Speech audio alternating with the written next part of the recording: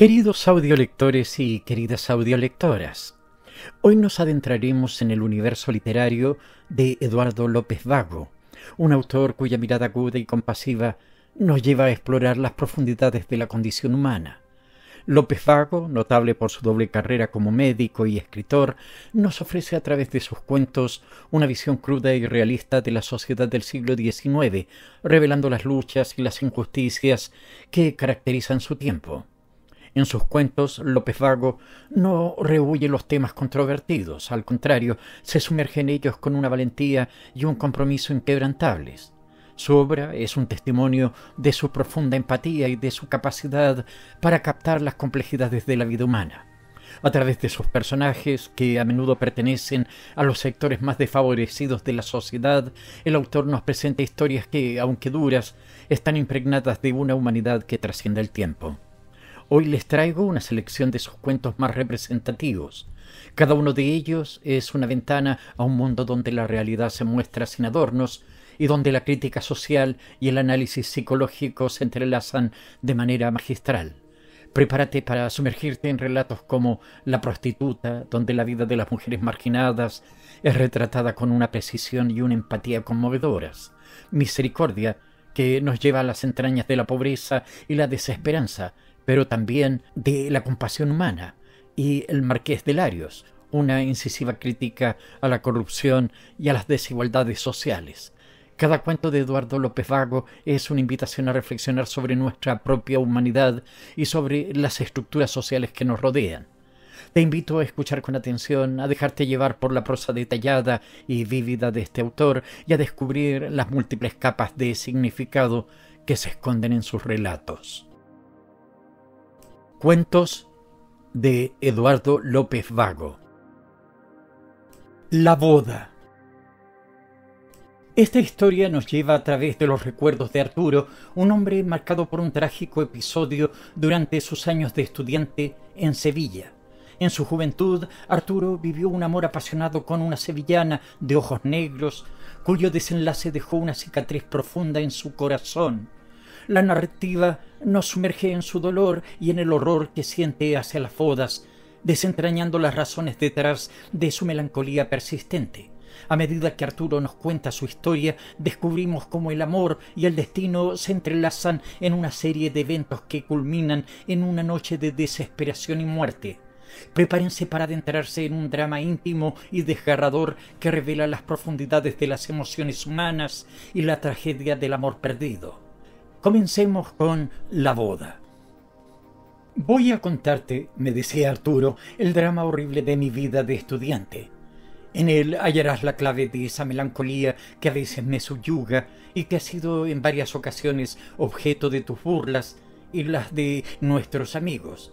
Por él sabrás si tiene o no fundamento mi resistencia a asistir como testigo de tu boda y el horror que me inspira esta ceremonia, solo comparable al que las gentes de Triana sienten en presencia de un entierro.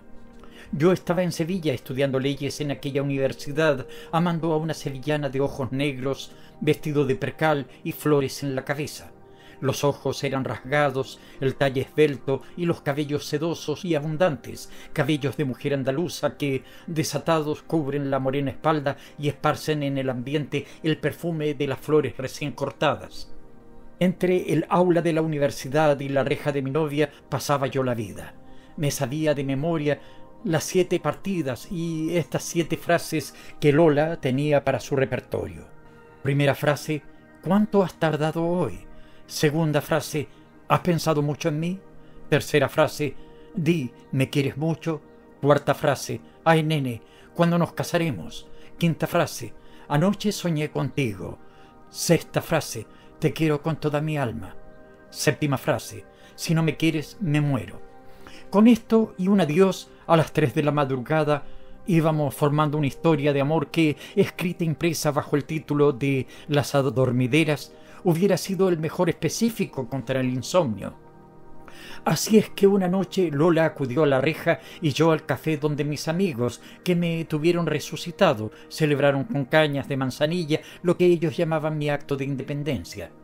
Lola y yo no volvimos a vernos. Supe que estaba triste. Me dijeron que había estado enferma y me burlé de aquel romanticismo de 15 años que expliqué por medio de los folletines de los periódicos.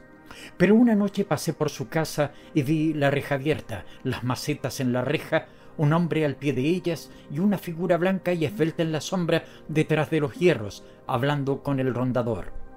Detrás de la reja estaba Lola.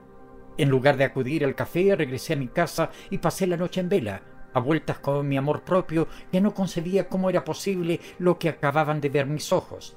Después de un duro batallar entre el corazón y la cabeza, formé mi resolución inquebrantable. Lola no podía ser de nadie más que mía. Lola me juraba amor eterno y aquella reja, altar de nuestros juramentos, no podía abrirse más que para mí. Yo era un insensato, pero la amaba. Apenas anocheció, al día siguiente me encaminé a la casa de mi antigua novia y en la celosía, con los nudillos, hice la señal convenida. «Tú aquí, vete, por Dios», fueron las palabras que Lola pronunció al reconocerme. Yo le eché en cara su ingratitud, cogí sus manos, lloré como un niño y por último manifesté mi firme propósito de no dejar el puesto al rival que pretendía robar mi dicha y arrebatarme el cariño de aquella mujer incomparable. Tuve un lance, salí de él herido, pero recobré mi preeminencia, volviendo a reinar en el corazón de la hermosa sevillana. Cuando dos amantes riñen y vuelven y hacen la paz, ángeles y serafines, cuánta envidia les tendrán. Este cantar fue el compendio de nuestras primeras entrevistas. Lola se puso en la cabeza más claveles que nunca.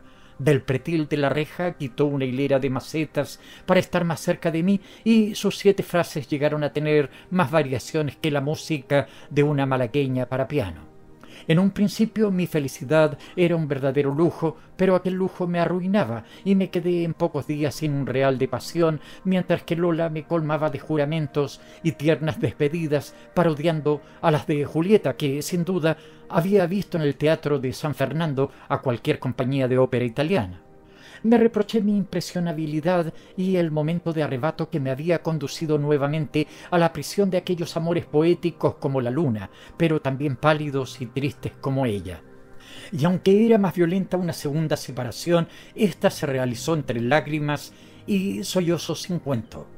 Con qué placer volví a mi antigua vida y a los brazos de mis alegres camaradas, ahogando mis remordimientos en el estruendo de la orgía que agitaba sobre nuestras cabezas los cascabeles de la locura.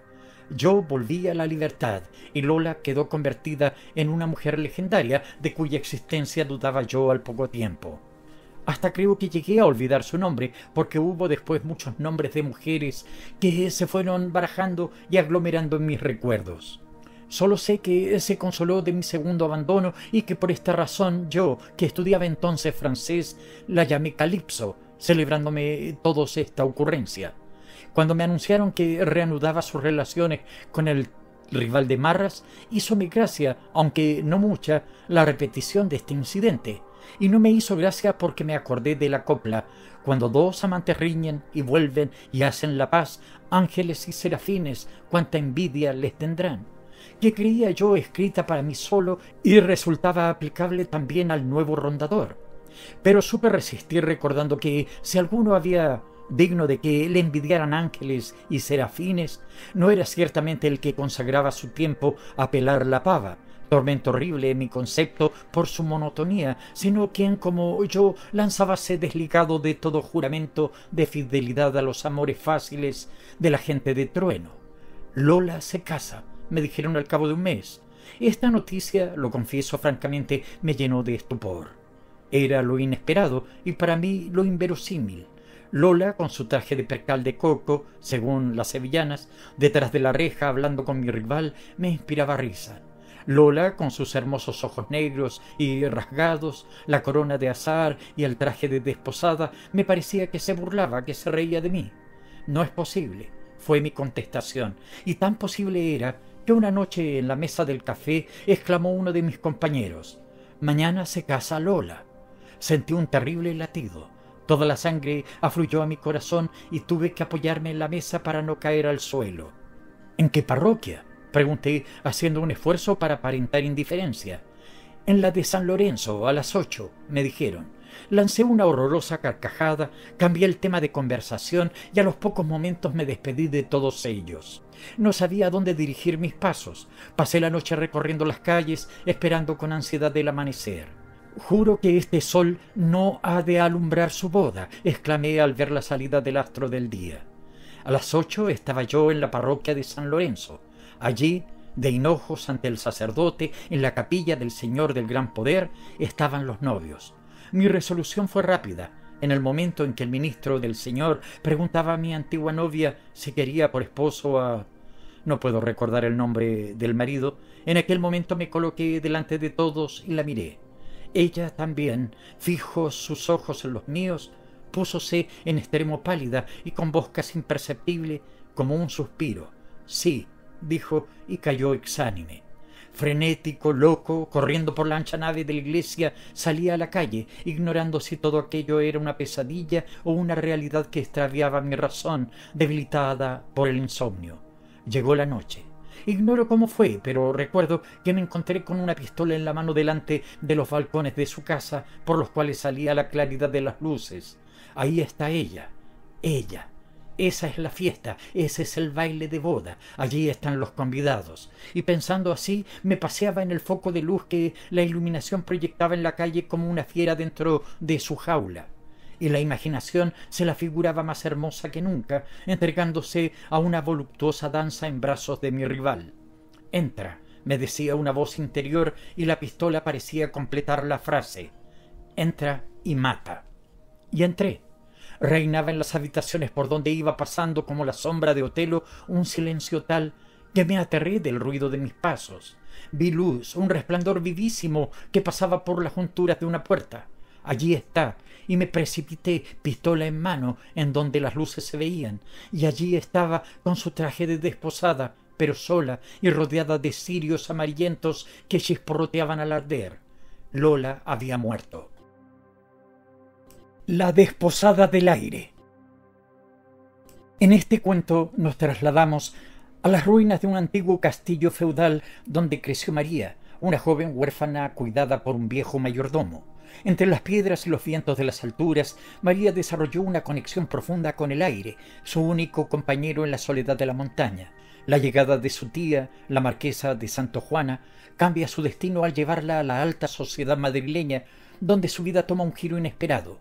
María, ahora convertida en una condesa rica y hermosa, encuentra el amor y la felicidad, pero la sombra de su pasado y su vínculo con el aire la alcanzan de una manera trágica. Acompáñame en esta historia que mezcla elementos de leyenda, naturaleza y emociones humanas para descubrir el destino de la desposada del aire. Comencemos con la desposada del aire. Allá en la altura, donde las águilas hacen su nido, entre las rocas, en la cima que domina el valle, se alzan las ruinas del castillo feudal. Fue el gigante de otra edad que revistió armadura de piedra y con esta armadura guardó su cuerpo, ejercitó sus músculos de granito, dentro de los cuales el ir y venir de las mesnadas era la circulación incesante del hierro de su sangre. Pasaron los años, caballeros en el corcel del tiempo, y todos al pasar fueron probando la resistencia del caballo y el poder de su brazo en aquella mole que se gastó con tantos botes de lanza.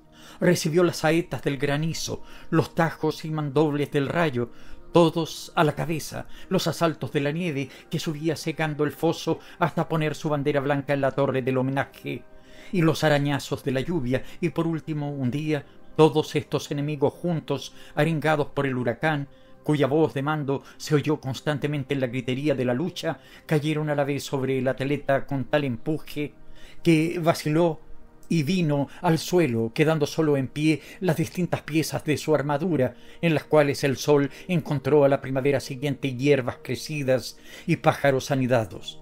De aquellas ruinas se apoderó la tradición, poniendo trasgos y duendes de centinela en las rotas almenas, haciendo sonar espantables voces en las crujías, convocando aquelarres de brujas entre los desmoronados escombros del salón principal, cosas todas que hicieron mirar con terror desde las casas de la aldea aquel resto del feudalismo que sólo esperaba una trituración para convertirse en polvo. Pero en las ruinas había gente. La raza de los Alvar Núñez no se había extinguido. sobreviviendo a la destrucción del castillo y a la pérdida de su fortuna.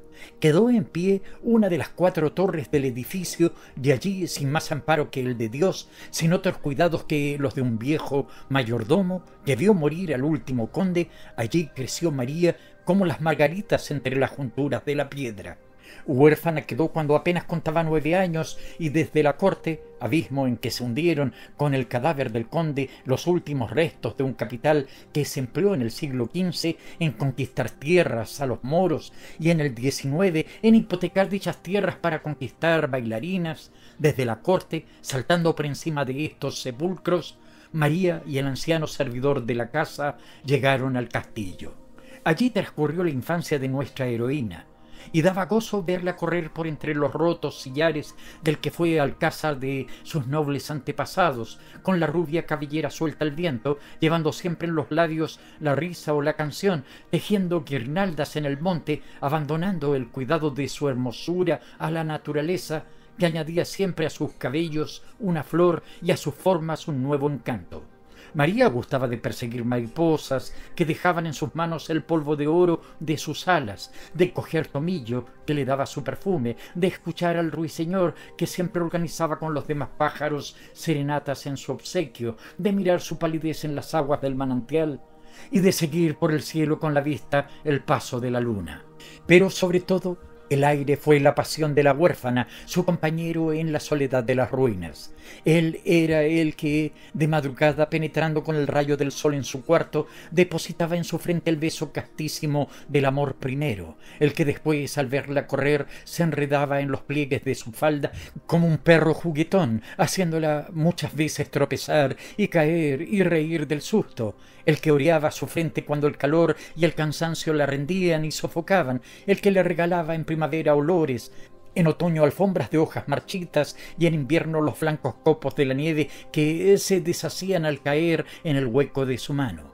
Pasaba la niña largas horas oyendo lo que el viento murmuraba al agitar sobre su cabeza las copas de los árboles, lo que decía en el torrente, los gritos con que parecía pedir socorro desde la orilla del mar, los silbidos que daba entre las cañas, el sollozo y la súplica con que más de una vez se hizo abrir puertas que de la niña le separaban, la hermosa voz con que dominaba el coro de la tempestad, el misterioso acento con que recitaba entre las almenas derribadas y las murallas hendidas la leyenda de los antiguos caballeros, el rumor de besos con que columpiaba el nido que las tórtolas tenían en un laurel cerca de la fuente, el retozo con que después de despeinarla echaba a correr y se reía, escondido en la cascada, y por último en la capilla el devoto Ciceo con que iba siguiendo las plegarias de la huérfana, besando el sepulcro de los últimos condes. Dijérase que entre la niña y el aire había mediado un pacto, un juramento de eterna fidelidad que los hacía esclavos uno de otro. Ello es que cuando María tuvo 15 años y fue entre las mujeres lo que es entre las rosas el capullo que empieza a abrirse, una tarde llegó al arruinado edificio un coche de camino y dentro del coche la marquesa de Santojuana, tía de la huérfana.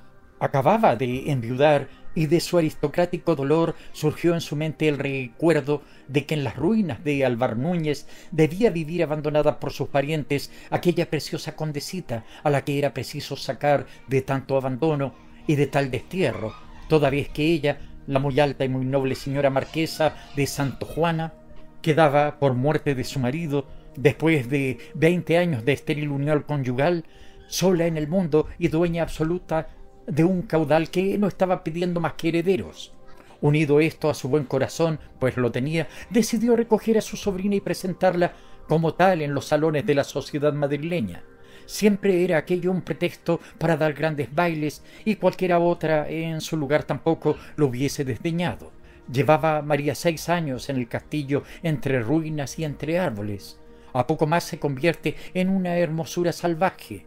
Con lo aprendido en su primera edad y lo que la marquesa se propuso que supiera después, en 2 años a lo sumo, la huérfana, diestra en bordar, tocar el piano, montar a caballo, hablar en francés, suscribiéndose a la moda elegante ilustrada, sería una preciosa pareja de vals en disponibilité para el casamiento.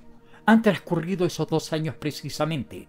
A la puerta de la iglesia de San José se confunden las libreas con los andrajos, los lacayos con los pobres. Dentro del templo se celebra la ceremonia de esponsales de la condesa de Alvar Núñez con un elegante y gallardo vizconde, socio del Veloz Club, individuo del cuerpo diplomático, poseedor del caballo primer premio de carreras y director del cotillón en todos los salones. Terminado el casamiento, la aristocrática concurrencia se despide en la sacristía, dándose cita para la noche en el hotel de la Marquesa de Santo Juana, donde se celebrará con un gran baile la dicha de los recién casados. Habrá buffet. Es pues innecesario mencionar que no faltó nadie. A las 11 de la noche los salones de la Marquesa se habían poblado de una manera brillante. Desde ellos se oía el rodar de los carruajes que llegaban hasta el peristilo, haciendo retemblar el cristal de los balcones con el martilleo de los cascos cerrados sobre la piedra. Relinchaban los impacientes caballos, parándose al pie de la escalinata, y después del silencio de la parada, al crujir una fusta, sucedía el alboroto y la confusión del arranque en que se alejaban los coches vacíos al trote largo de los nobles frutos. Dentro, el hotel resplandecía, desplegando todas las maravillas del lujo moderno ante las ardientes lengüetas del gas que oscilaban en las puntas de las arañas como plumas blancas puestas en equilibrio. María bailaba sin cesar. Ya no era la pobre huérfana, rayo de luna que iluminaba la soledad de un castillo ruinoso. La niña que tuvo coloquios con el viento, ninfa inocente a la que perseguía un fauno juguetón. El olvido en la condesa había hecho tantos progresos como sus estudios en el piano, en el francés y en el baile.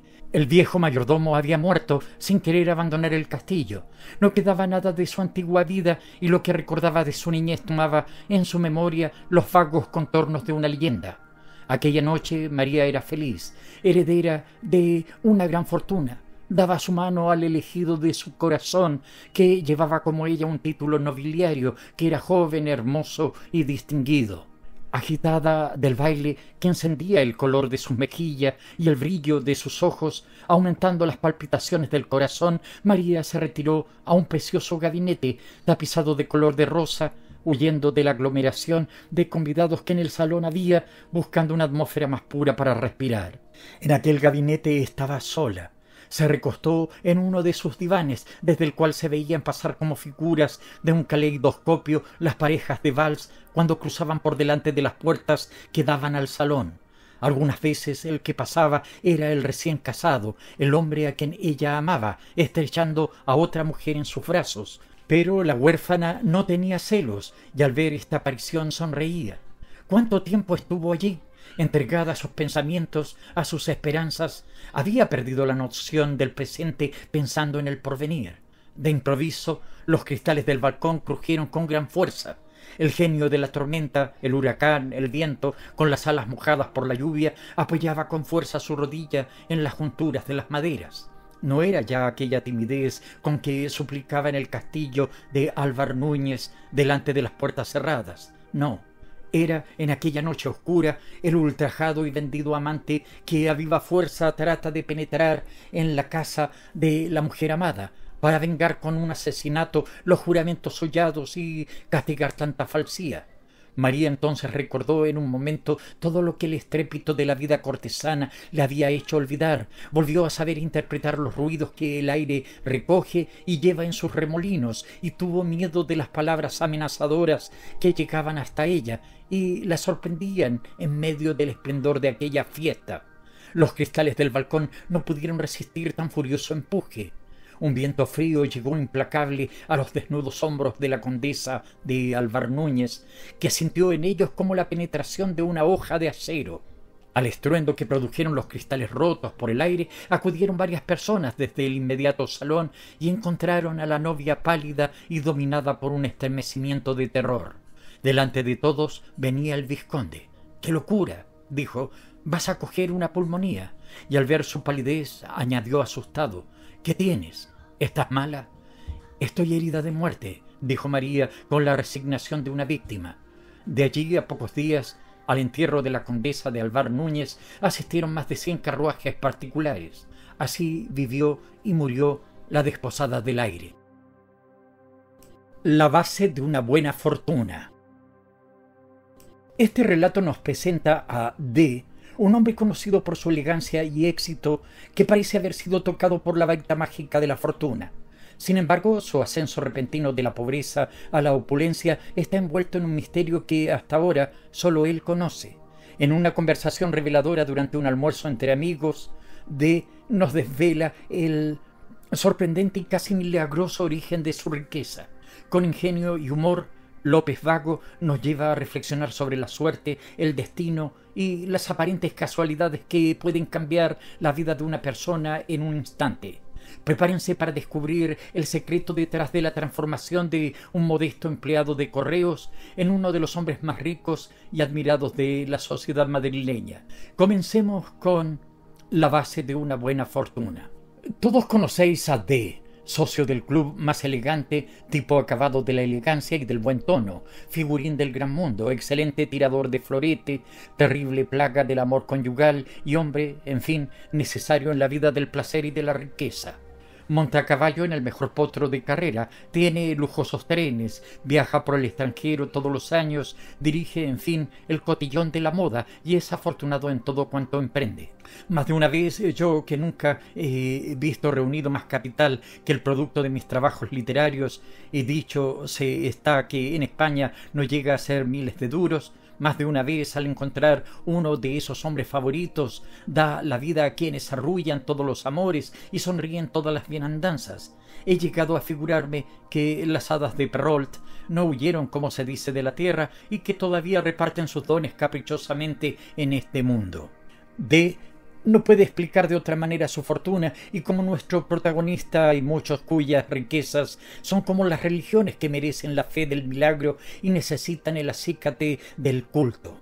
Aún no hace 2 años que D era amigo mío, o lo que es lo mismo que D era un pobre soñador, sin otro capital que las ilusiones de la juventud, sin más destino que uno de 5.000 reales en correos. Como por arte mágica, en el espacio de 24 horas, D presentó su dimisión, pagó religiosamente todas las deudas de la pobreza y desplegó las alas doradas de la mariposa de la opulencia, siendo para Madrid un misterio la existencia del nuevo Montecristo. Y para mí también lo fue, hasta que un día el mismo D, en uno de esos almuerzos en que está excluida la mujer y en que, como decía el inolvidable Insa, falta el manjar de los dioses, el mismo D, repito, rompió el velo que ocultaba aquel enigma. Y como quiera que es en extremo curioso su relato, lo traslado al lector para que de él saque la consecuencia que juzgue necesaria. Todo Madrid ignora, nos dijo D, a los postres quién soy yo, de dónde vengo y a dónde voy. Nuestra sociedad es así y yo no me quejo de ello, pero es el caso que, como nadie me lo pregunta, yo no explico nada, porque a nadie contestaría. Soy admitido en los altos círculos porque, como los que en ellos están, gasto más en lo superfluo que en lo necesario. Y la verdad es, añadió mirándonos con ironía, que en nuestra moderna edad hay también un río sagrado que todo, como el fuego, lo purifica. El río del oro lava de la culpa, y bien pudiera suceder que yo hubiese llegado hasta él pasando antes un charco de sangre. Mi dinero puede ser lo mismo el dinero de un salteador de caminos que el de un monedero falso, pero dinero, al fin, es una llave que en España, desde D. Juan Tenorio acá, abre todas las puertas. Tranquilizaos, no estáis almorzando con ningún émulo de José María. Sé que las gentes me atribuyen una fabulosa historia, mientras aseguran unos que mis onzas y mis billetes de banco las debo a una sociedad secreta y que mi Fausto tiene algo de siniestro. No falta quien recele si habrá o no habrá mediado un pacto con el diablo a semejanza de los que forjó la imaginación de Goethe en Alemania y de nuestro inmortal Espronceda. Quiero que cesen de una vez todas las dudas y empezaré por deciros que los que atribuyen origen sobrenatural a mis riquezas no se alejan mucho de la verdad. ¿Cómo?, exclamé yo sin poderme contener. ¿Quieres burlarte de nosotros haciéndonos creer en un milagro? Pues milagro ha sido, me contestó, y vosotros mismos seréis jueces de ello. Ya sabéis, añadió, que en los tiempos de mi pobreza yo tenía un solo vicio, el del juego. Es decir, que vosotros, mis amigos de todos los tiempos, al hablar de mí decíais: D es un jugador. Ese muchacho tiene el peor de los vicios, y os equivocabais. Yo jugaba entonces porque 5.000 reales anuales no me producían la satisfacción de mis necesidades y el tapete verde era mi caja de fondos, exhausta unas veces, repleta otras, según el antojo de mi consocia, la fortuna. Esto es vituperable, lo sé, pero conste que yo no era vicioso sino especulador. Hoy ninguno de vosotros me verá acudir a una casa de juego. Es verdad, dijimos todos a un tiempo. Pues bien, un día acababa yo de perder el último duro y me disponía a levantarme de aquella silla en que al lado del banquero pasaba una hora de tormentos inenarrables, combatiendo a muerte con el dios éxito. Me disponía, digo, a salir con la desesperación en el alma y los ojos próximos al llanto, rugiendo de ira y de despecho, cuando, fijando la vista en el suelo, vi, no me cabe duda, un objeto redondo, blanco, que brillaba sobre la alfombra. «Una peseta», interrumpí. «Eso dije yo», y poniendo el pie encima exclamé: «Va una peseta al 17». El banquero, que me conocía como el más asiduo de los puntos, dijo: «Va», y la bola de marfil empezó a girar con vertiginosa rapidez. «El 17, pleno de peseta», exclamó al poco rato el banquero, y cayeron sobre el número afortunado los 7 duros primeros que ganaba aquella tarde. En el juego hay presentimientos inexplicables, y yo tuve uno de esos presentimientos. No toqué siquiera el dinero, y la bola giró de nuevo en la ruleta. Cayó también, y el banquero gritó: «El 17, pleno de 7 duros». Y después de poner sobre los 7 duros un verdadero montón de plata, viendo que yo permanecía impasible, me preguntó: «¿Va todo eso jugando?» «Va», contesté con voz entrecortada por la emoción. Todas las miradas se fijaron en mí, en el pobre escribiente de correos. Ya nadie jugaba y la lucha se estableció directa entre el millonario dueño de la casa y el desgraciado de ayer. ¿Qué más he de deciros? El 17 se repitió otras 3 veces, y yo, que pocos momentos antes estaba dispuesto a suicidarme por pobre, salí después de haber arruinado a los más ricos. ¿Y la peseta? «La recogerías», dijo uno de los comensales. «La tendrá guardada como reliquia», añadió el otro. La peseta, base de mi fortuna, no era una peseta. Aquel objeto redondo que engañó mis sentidos era... ¿el qué? Una gota de agua. La serenata. En esta historia nos encontramos con un entierro que, más que reflejar la tristeza de una pérdida, muestra la superficialidad y la frivolidad de la alta sociedad de la época. La condesa, rodeada en vida de la élite y el glamour, recibe una despedida que mezcla lo fúnebre con lo festivo, como si su muerte fuera una extensión de sus lujosas veladas. Sin embargo, lo más sorprendente ocurre cuando la noche cae sobre el cementerio y los esqueletos de los muertos, músicos en esta macabra serenata, rinden homenaje a la recién fallecida con una danza de ultratumba. Este relato no solo es una crítica a las apariencias y las vanidades sociales, sino también una reflexión sobre la muerte y lo efímero de la vida. Acompáñenme en esta lectura para descubrir los secretos y las ironías que López Vago nos presenta en esta historia. Comencemos entonces con La Serenata. Capítulo 1. En aquella tarde de invierno la llevaron al cementerio. Iban detrás formando su séquito después de muerta, como lo formaron cuando vivía, 2 o 3 ministros de la corona, los grandes de España que eran sus parientes, los poetas que recitaban en sus salones, los periodistas, la juventud dorada y, en resumen, todos sus numerosos amigos. No parecía un entierro. Dijérase más bien que el coche fúnebre era un carro triunfal y que en este carro triunfal llevaban a la reina de la moda, metida en una de esas cajas elegantes en que ella misma había recibido, según aviso de la aduana de Irún, los vestidos confeccionados por Worth. Aquello, más que la muerte de una mujer, parecía la apoteosis de la muñeca social. No había en los carruajes otra seriedad que la del traje negro. Los hombres reían en los landós contándose las aventuras galantes que se sabían, los episodios de actualidad, la quiebra de la gente de bolsa, el último desafío, la pérdida en el tapete verde del casino, la fuga de 2 amantes y la desaparición del cajero de una sociedad de crédito. De vez en cuando uno de ellos miraba por los cristales y al ver en un recodo del camino los caballos empenachados Las molduras doradas del último tren de lujo, debido al alquiler en la funeraria, decía, interrumpiendo el diálogo y lanzando una bocanada de humo de su magnífico veguero. Pero esa pobre condesa, ¿quién lo había de decir?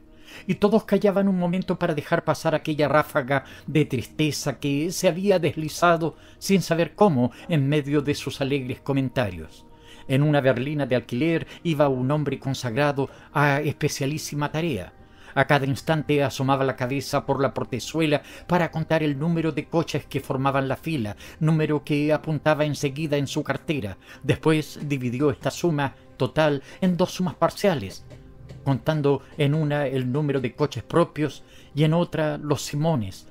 Luego, con el grupo de coches de lujo, hizo la última clasificación correspondiente, mirando los escudos para poner el nombre de sus dueños.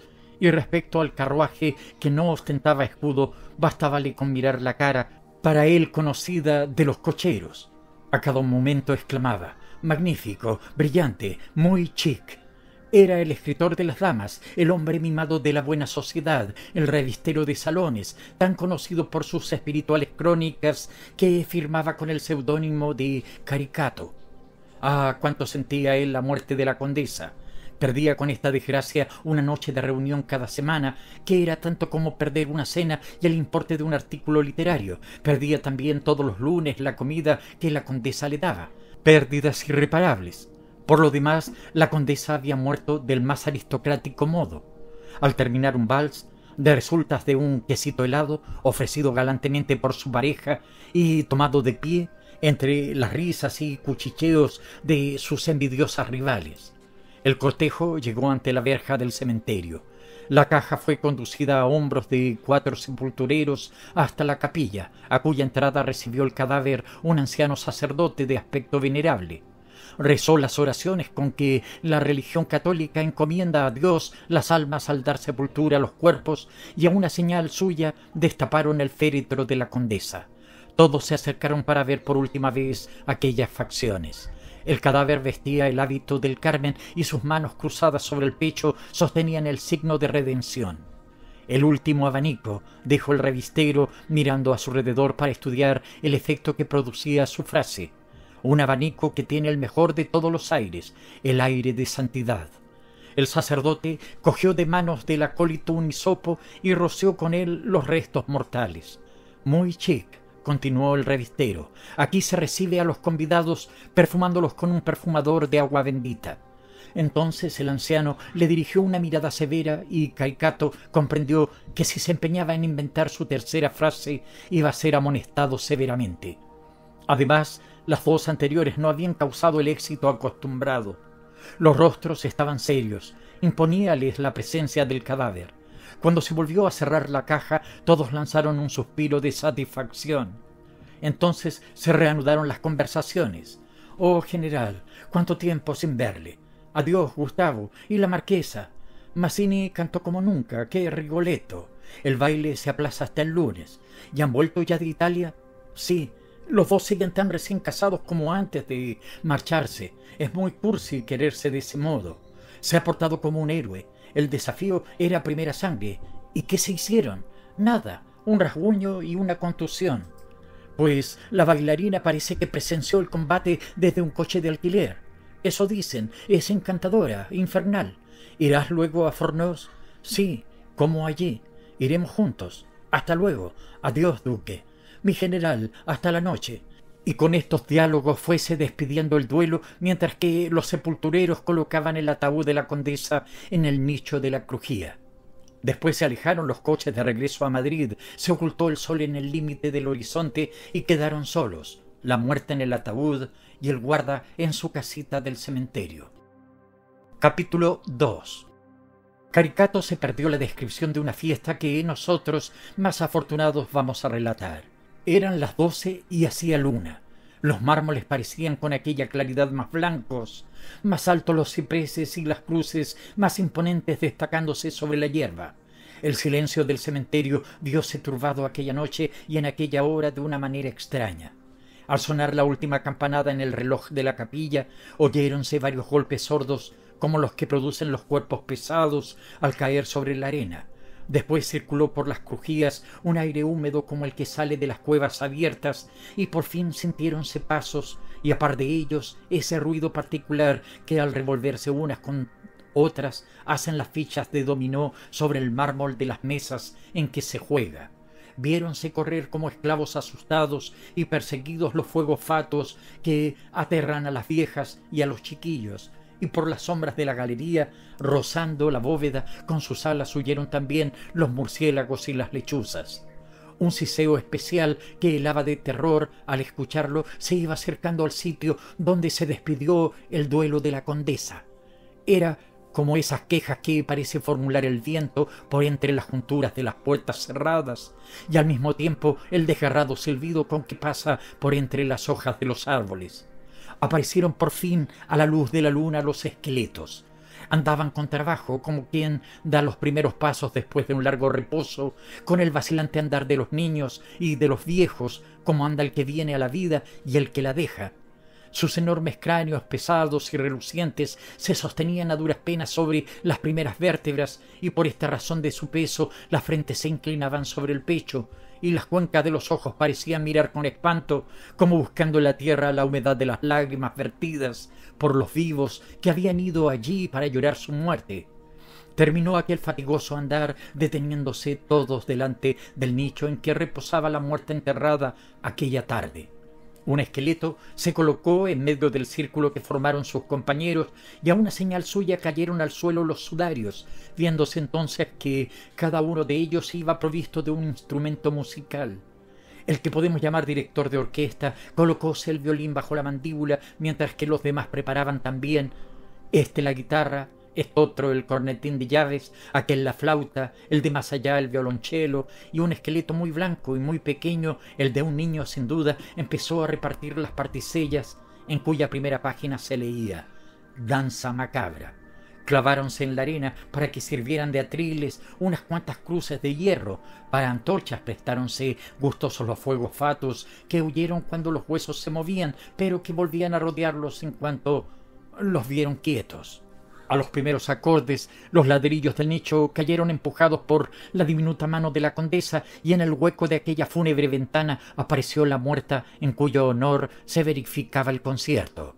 Sus hermosos ojos continuaban cerrados, como los dejó la piadosa mano amiga, pero en sus labios se dibujaba como el recuerdo, como la sombra de aquella sonrisa con que supo recibir siempre los obsequios de sus adoradores. La muerte no había podido desfigurar su belleza. Dio a su frente marmórea dureza, a sus mejillas la sublime palidez de la agonía, y todo ello realzábase con sus cabellos negros que nadie se atrevió a cortar. La serenata, que empezó a las 12, fue tan escogida como brillante. Todos los números merecieron los honores de la repetición. Sobre todo en la segunda parte agradó en extremo a la condesa la música compuesta por el maestro director, cuyo nombre no sabemos, porque el tiempo lo había borrado de la losa de su sepulcro, cuya música se adaptaba perfectamente a la composición de Núñez de Arce, titulada El Miserere, y cuya letra no se cantó porque los muertos no tenían voz. Fuimos las ondas de un río, caudaloso y desbordado. Hoy la fuente se ha secado, hoy el cauce está vacío. Ya, oh Dios, nuestro poderío se extingue, se apaga y muere. Miserere. A la primera claridad del día se terminó la velada, quedando la condesa en extremo complacida del recibimiento que le hacían al presentarse por primera vez no al mundo, sino al otro mundo. Advertencia al lector: el asunto de este articulejo no es absolutamente mío, tiene su inspiración en un dibujo hecho por el malogrado Becker, en el margen de una cuartilla que contiene el original de su cuento titulado La venta de los gatos. Las nubes. En este relato, el autor nos invita a observar el cielo al atardecer, donde dos nubes se forman y toman vida propia. Una de ellas, etérea y resplandeciente, evoca la imagen de una mujer desnuda flotando suavemente en una hamaca de gasas. La otra, oscura y ominosa, avanza con la amenaza de una tormenta, como un gigante sombrío que se cierne sobre la serenidad de la primera. Este contraste entre la delicadeza y la violencia, la luz y la sombra, nos lleva a reflexionar sobre la eterna lucha entre el amor y los celos, la vida y la muerte. La narrativa de López Vago, rica en imágenes poéticas, nos recuerda que las nubes no solo son fenómenos naturales, sino también metáforas de nuestras propias emociones y experiencias humanas. Acompáñenme en esta lectura para descubrir cómo estos elementos se entrelazan y nos cuentan una historia profunda y conmovedora. Comencemos con las nubes. Historia de bastidores. Se formaron dos nubes en el cielo. Era la caída de la tarde. Todos han visto que las nubes toman aspectos y figuras extrañas. Una de las dos, a través de sus blancos vapores, dejaba ver transparencias sonrosadas. Dijérase una mujer desnuda, hermosísima, tendida en un camarín azul sobre una hamaca de gasas que la mecía por encima de los lagos, las selvas y los torrentes. Recibía del sol poniente el último beso con que se separan los amantes. Si la muerte tuviera color, el color de la otra nube dijérase en un todo parecido al de la muerte violenta, color de plomo o de acero en la sombra. Sus formas eran las de un gigante cuya frente se inclina, no tanto para no tocar con la cabeza en los astros, como para evitar todo rayo de luz directa. Aquellos vapores sombríos adelantaban cautelosamente hacia los otros vapores blancos, ligeros, sonrosados, que perezosamente se dejaban llevar por el viento.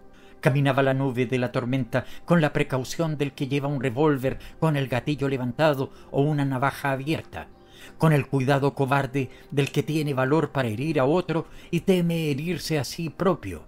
El sol estaba cada vez más lejos, allá en el límite del horizonte, envolviéndose en franjas de oro para sumergirse en un baño de fuego.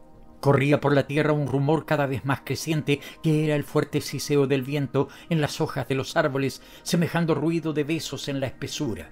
Aquellas dos nubes estaban formadas con el agua evaporada de nuestros ríos, con el llanto que asomó a nuestras pupilas, con el sudor que humedeció la frente del obrero, con todo eso que es nuestro trabajo, nuestro dolor, nuestra sed insaciable de lo infinito, lo que tiene que subir porque es su destino y sube y parece que enturbia la pureza del cielo. Las nubes siempre son algo humano, ocultando en parte lo divino. Por eso Dios hiere con el rayo al titán de la tierra que quiere escalar el cielo, lo precipita en los mares y pone sobre esta inmensa tumba líquida el arco iris, la palma de bíblicos colores. La nubecilla blanca seguía meciendo en el espacio sus formas de mujer desnuda, una rosa humana sobre una concha de nácar, y aquella mujer parecía la amante del sol que de aquel astro no separaba las miradas. A medida que éste se alejaba, iba palideciendo ella, incorporándose para verle mejor, extendiendo hacia él sus redondos brazos en tan supremo momento. La nube grande y sombría continuaba adelantando, cubriendo el espacio, y por donde pasaba levantábanse bandadas de pajarillos asustados que corrían a refugiarse en los aleros de los tejados, en los huecos de las peñas, en lo más escondido del ramaje.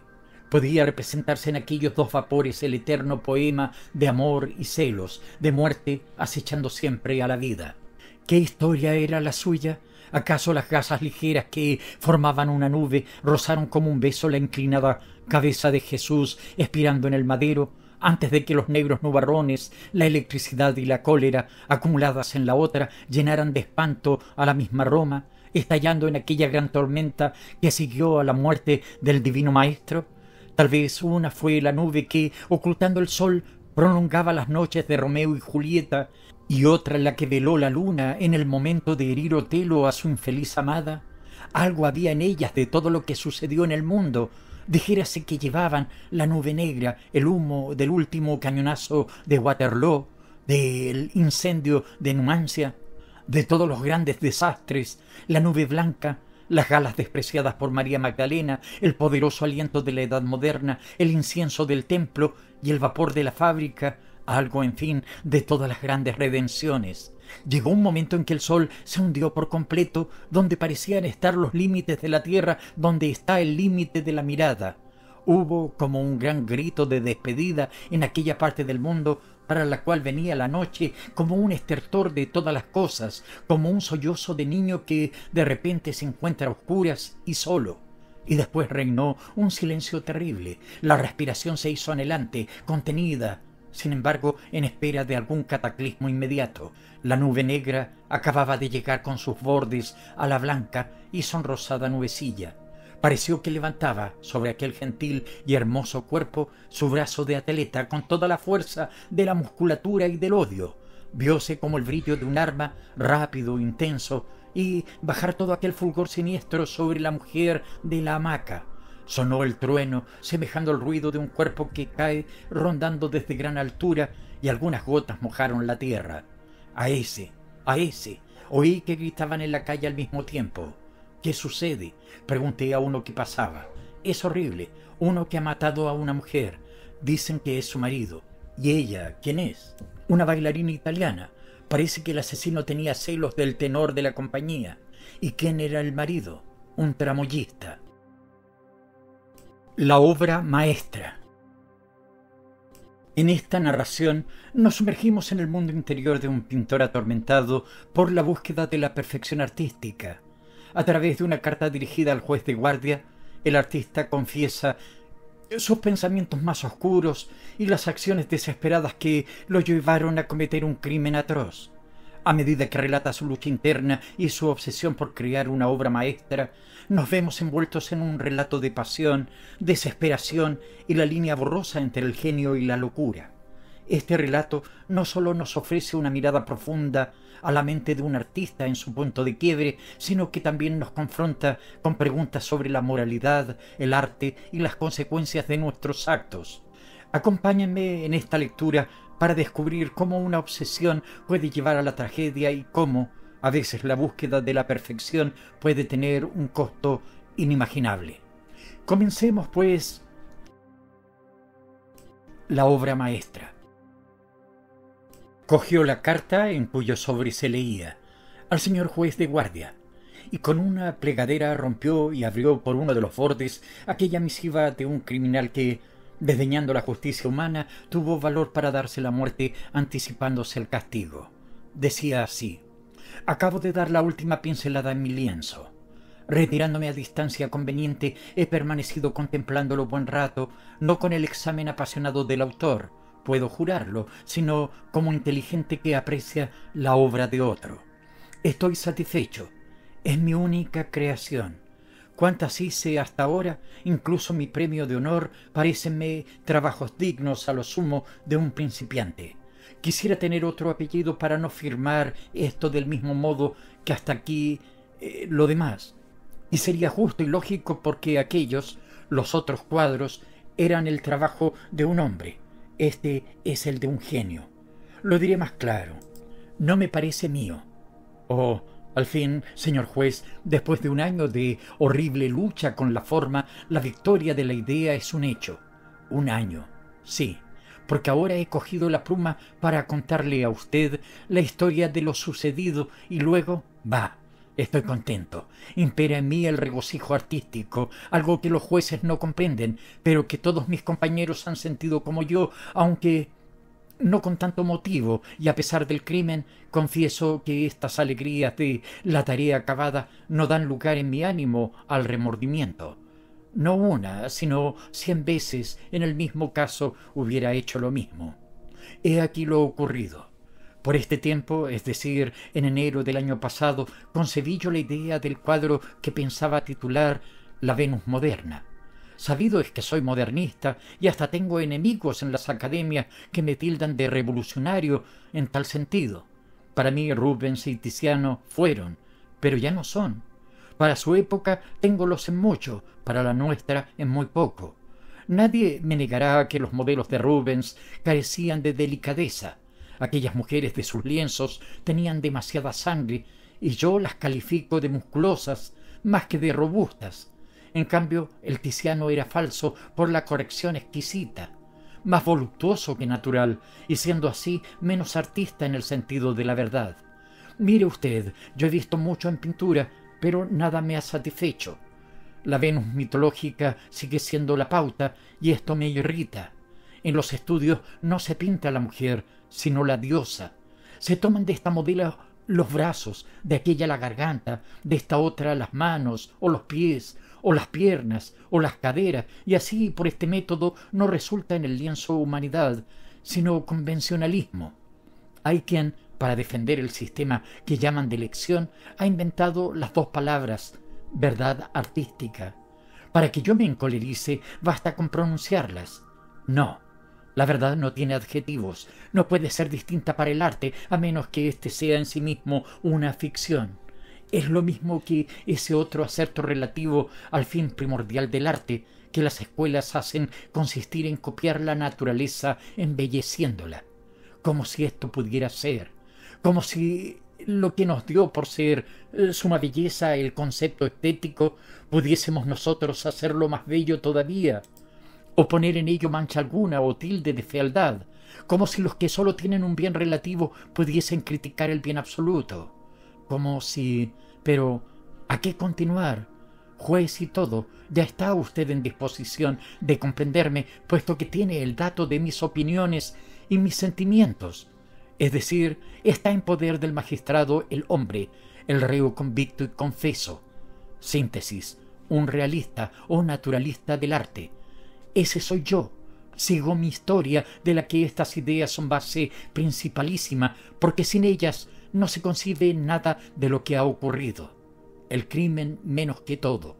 Yo no era, pues, uno de esos pintores que van buscando una modelo especial, más o menos aproximada en las formas de su cuerpo y en la hermosura de su rostro, al ideal que ellos se forjaron. Bastábame cualquiera bonita y graciosa más que bella, bien proporcionada más que escultural, en el sentido que el idealismo da esta palabra.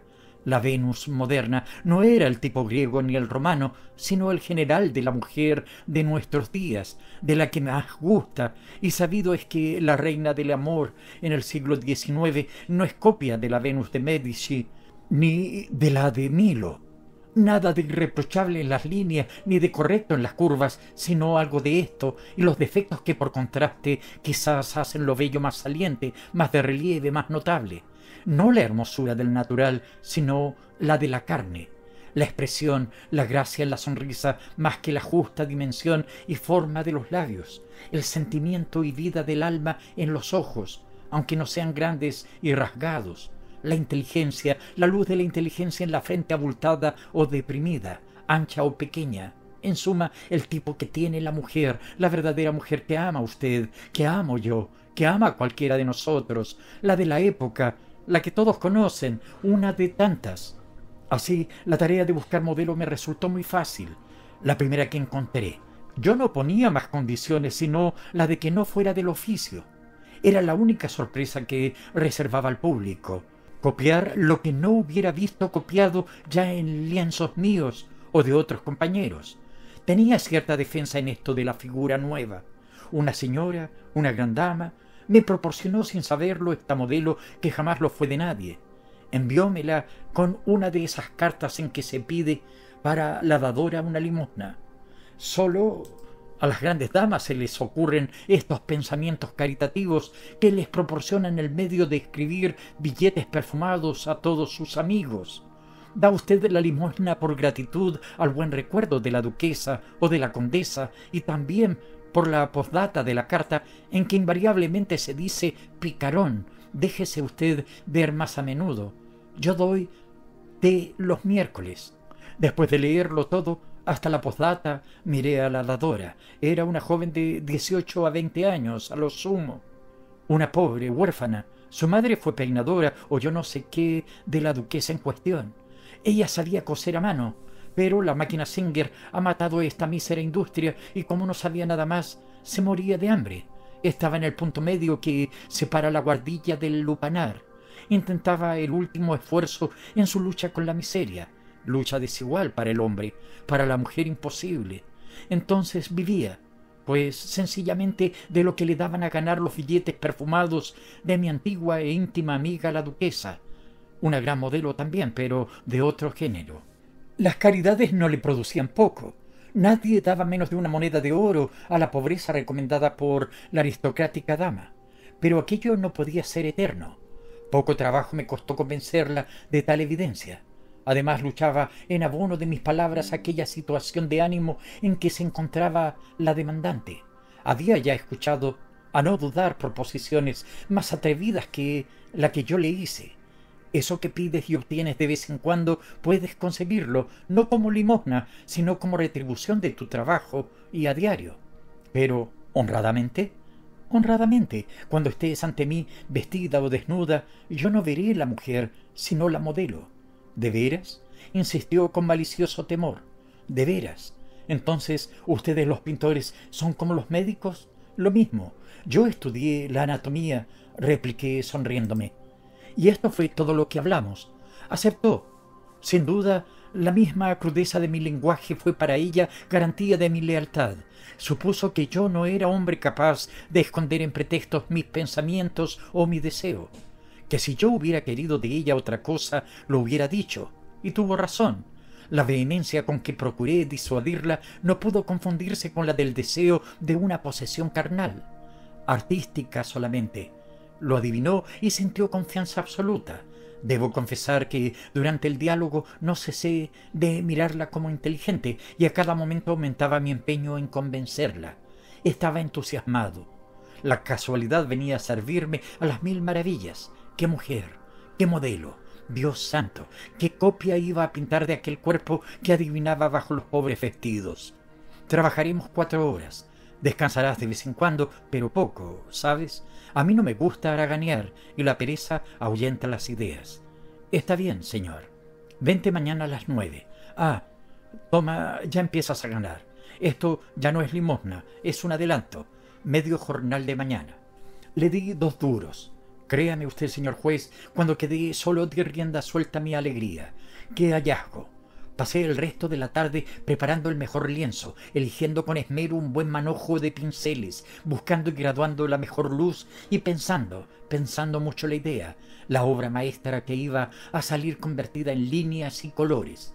La Venus moderna, una gran figura de pie sobre un montón de abanicos, encajes, sedas, joyas y perfumes, saliendo de aquellas ondas como Afrodita de las del mar. Esa era mi creación. Nadie la hará en una tela de 2 metros de alto por 2,50 de ancho. Un desnudo nada divino, sino esencialmente humano, defectuoso en lo que lo fuera, pero con la gracia de la carne viva y la sublimidad de lo palpitante.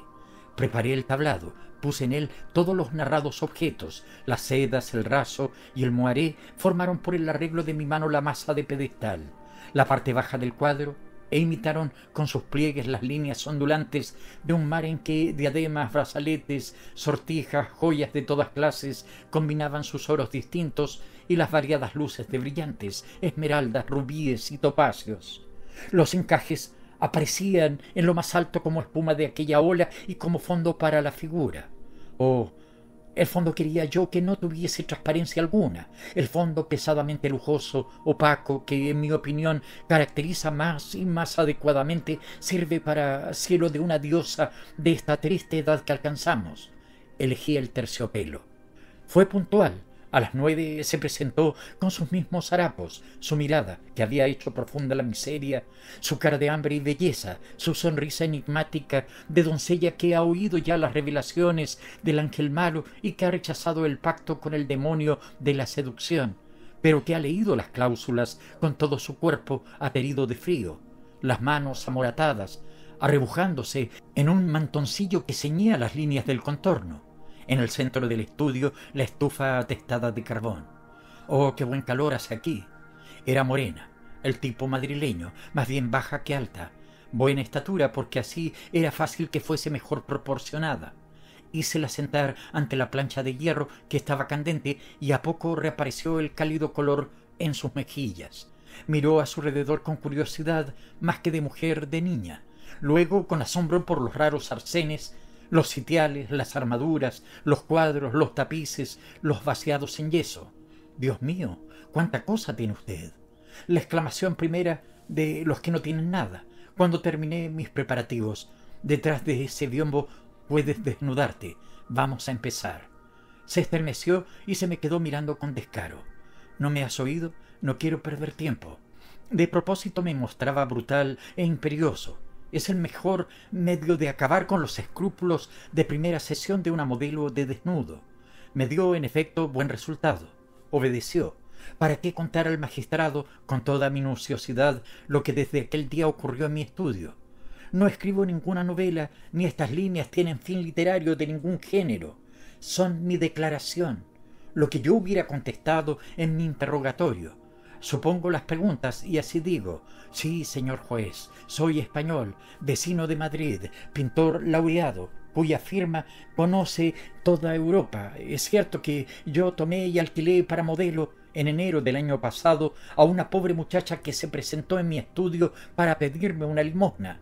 Asimismo es cierto que desde el día siguiente puse manos a la obra con verdadero ahínco, tratando de pintar un cuadro cuyo asunto queda relatado arriba y cuyo título era La Venus moderna, que en un principio yo trabajé completamente satisfecho de lo que iba creando, pero que poco a poco, de una manera insensible, ese disgusto que siente el artista, ese sufrimiento horroroso ante las rebeldías de la idea que haya pobre y mezquina, la forma en que se procura encerrarla, me dominó, hasta el punto de que, antes de terminar mi cuadro, encolerizándome un día, no pude reprimir el movimiento y los impulsos de esta ira y hundí mi puño en la tela, ensangrentándome la mano y destrozando todo lo hecho.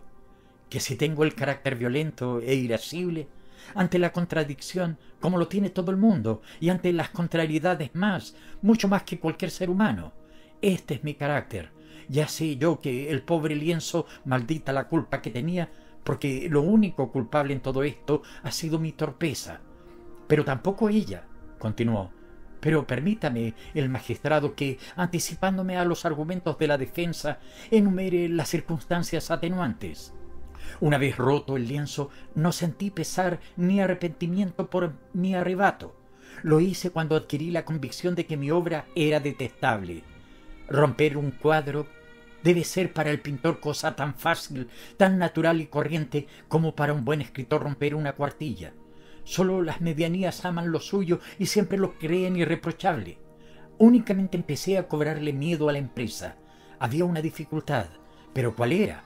¿El asunto? Oh, no. El asunto, en mi opinión, es lo de menos. La interpretación, quién sabe, en ella estriba todo. La interpretación hace grandioso lo nimio cuando es magistral y convierte cuando es torpe en ridículo lo sublime. Nadie ignora esto. La culpa era, pues, de la interpretación. Volvió al día siguiente la modelo, temerosa, asustada por la escena ocurrida en la sesión anterior. La pobre había llorado. Sin duda creyó que iba a despedirla. Yo no sé, pero la infeliz criatura, a poco tiempo de venir al estudio, llegó a interesarme. Su mirada, aquella mirada profunda, había adquirido cierto dulce misterio cuando se fijaba en mí. Su sonrisa, en cambio, no existía ya, y eso que el hambre, la miseria estaban vencidas. Había adquirido morbidez su antes flacucho cuerpo. Empezaba a ser como modelo la que yo necesitaba para la Venus moderna, mucho mejor de lo que yo pudiera soñar. Había un lienzo nuevo en el caballete, redoblada energía en el artista para la lucha. Comprendió que mi impaciencia era febril y sin detenerse un punto desapareció detrás del biombo, y a poco se presentó en el tablado desnuda, sobre los rasos, las sedas y los encajes. Con el trozo de carbón entre los dedos, antes de empezar el trazo nuevo, estuve un buen rato contemplándola, estudiándola. De pronto me levanté. Había descubierto el origen, la causa de la dificultad en que tropezó mi ejecución. Estaba en ella, mejor dicho, en mí, puesto que mía era la culpa por no haber elegido para aquella figura la pose, la actitud más adecuada. Consistía en que la modelo no resultaba artística de pie, postura en que toda la deformidad o defecto resaltaba demasiado. ¿Por qué no había de estar echada la Venus moderna? Echada en aquella ola de rasos, de sedas y de encajes. Así no, le dije, acuéstate. Me obedeció. Oh, sin saberlo, cayó de tal manera su cuerpo que entusiasmado exclamé: no te muevas. Y con el carbón empecé a reproducir las grandes líneas, robando todas las formas de aquel cuerpo. Trabajé vertiginosamente, esta es la palabra. En una sola sesión quedó para el otro día la tarea de paleta y pincel únicamente. Ah, ya veríamos. Estaba tan seguro del éxito y dábame esta seguridad alegrías tan extremadas que de puro regocijo no pude dormir en toda la noche. ¿Cómo sospechar que el principio de la nueva obra iba a tener el crimen por remate? Algo hubiera yo podido adivinar de la catástrofe cuando llevaba ya mediado mi trabajo, cuando el color manchaba gran parte de la tela, cuando moviéndome inquieto en mi banqueta Después de dar una pincelada, echando atrás el busto para mirar el efecto, lanzaba a mi boca un juramento, a veces una blasfemia ante la torpeza cometida.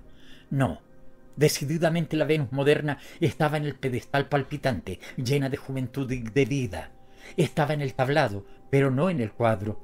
Era para desesperarse. Pero, Dios mío, ¿qué tenía el cuerpo de aquella mujer, de aquella miserable que yo había salvado del hambre, de la prostitución tal vez, y que, insolentemente puesta ante mí, si parecía como hecho a propósito, era tan hermosa y mostraba su desnudo tan incopiable, solo para probarme mi torpeza, para atormentarme con el convencimiento de ese horror que se llama impotencia artística? ¿Este era el pago que me daba? Señor juez, pregunte usted a los psicólogos y a los fisiólogos antes de dictar un solo considerando de la sentencia, y ellos le dirán acaso por qué extrañas evoluciones se apodera del cerebro, de la voluntad y del sentimiento una idea fija que lleva al cuerdo a la locura idiopática por perversión, una idea de amor o de odio, de simpatía o antipatía, de atracción o repulsión hacia tal objeto o tal sujeto, y por qué es más fácil llegar a estas desviaciones de la razón cuando se traspasa el estado de plenitud de la razón misma. Peligro únicamente para las maravillosas fuerzas instintivas del genio. Ah, el crimen parece un absurdo solo a los débiles, a los fuertes jamás. El crimen tiene su educación en el alma, como los músculos en el cuerpo. También parece absurdo que el brazo pueda levantar 20, 30, 40 arrobas y, sin embargo, tan poco mérito tiene que sirve solo esta maravilla para que gane un jornal en los circos cualquier pobre hombre que, lleno de paciencia, empezó desde 5 libras y proponiéndose levantar una más todos los días. No se ve más que el resultado y sorprende. Cualquiera, imitándole, hubiera llegado a lo mismo. El crimen pesa mucho, pero se empieza por poco. Por la idea, primero vaga, ligera, luego gradualmente sombría, maciza, pesada, abrumadora, que lleva el criminal en su cabeza con la misma facilidad que llevan todos la idea del bien y de la virtud. Así ocurrió conmigo. Empezó por una nonada, por recordar yo la entrada de la pordiosera en mi taller, presentándome la carta de recomendación de mi amiga la duquesa pidiéndome una limosna. Mi proposición, sus vacilaciones e incertidumbre, hasta llegar a comprometerse para servirme de modelo. ¿Es que temía? ¿El qué? ¿Enamorarme?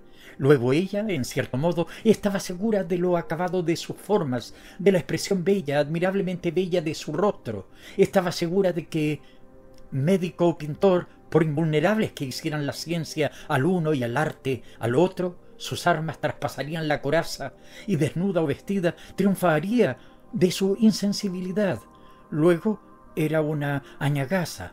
Luego ella sabía de antemano. ¡Ah, imbécil! Ni el asunto ni la interpretación eran causa de mi torpeza, de aquel estado a que fatalmente me veía reducido, hasta el punto de creer a veces que no sabía manejar un pincel. Era que amaba y deseaba a la modelo. Eso.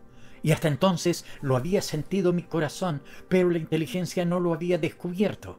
Es decir, en cuanto a mi amor, como sentimiento, me satisfacía mucho, pero aquella explicación de mi impotencia repentina para la creación de la Venus moderna, basada en el apasionamiento por la modelo como mujer, dejaba a salvo, entre otras cosas, mi amor propio de artista. Experimenté una rabia, un furor, una ira contra ella y contra mí que no puedo describir. Aquella endiablada criatura destruía mi porvenir, cometía un crimen más horrible que todos los que puede soñar la imaginación humana, uno de esos monstruosos que, por serlo, no están previstos en el Código Penal. Robar, matar, incendiar, algo de eso, pero mucho más que eso. Robo, asesinato, incendio, pero no a un hombre, sino a la posteridad, la muerte. No perpetrada en mí, sino en mi gloria, quemaba con el fuego de la pasión, no mi cuerpo, sino mi genio. ¿Cuánto cree usted que media entre el pensamiento y la acción? A veces 1 año, 2, 3, sabe Dios cuántos, en ocasiones 1 minuto, menos todavía, 1 instante, la duración de un relámpago. Yo pensé en vengarme, yo estaba convencido de que mi vida artística estaba anulada por aquella mujer, me consideraba muerto, asesinado por ella. ¿Amar? Yo no había amado nunca, yo no quería amar. En cierto modo, era quitarle al arte algo de la admiración y del entusiasmo que reclama del artista sin merma alguna por entero. O era preciso evitar y corregir aquello de una manera radical y a toda costa. Una mañana acababa ella de acostarse en los rasos, las sedas y los encajes sobre el tablado, y entornados sus ojos mirábame con su extraña fijeza, mientras yo acometía frenético mi tarea tratando de reproducir, de copiar aquella maravillosa encarnación de su cuerpo desnudo, imposible como siempre. Al mirarla me estremecía y la retina, sufriendo los engaños de la pasión, no ejecutaba sino falsamente su trabajo. Un pensamiento me sugirió la cabeza, y no fue como la vez primera el de romper el lienzo de un puñetazo. Fue más terrible. En el caballete mismo tenía un puñal de damasco que me servía para raspar los colores y para diferentes usos del estudio. Cogerlo, levantarme y de un salto caer sobre ella y clavárselo fue todo uno. Quedó como herida de un rayo. La muerte fue instantánea porque el golpe era certero. Conservó el cuerpo la misma postura. ¿Por qué no decirlo? Después del asesinato fue cuando supe que era yo asesino.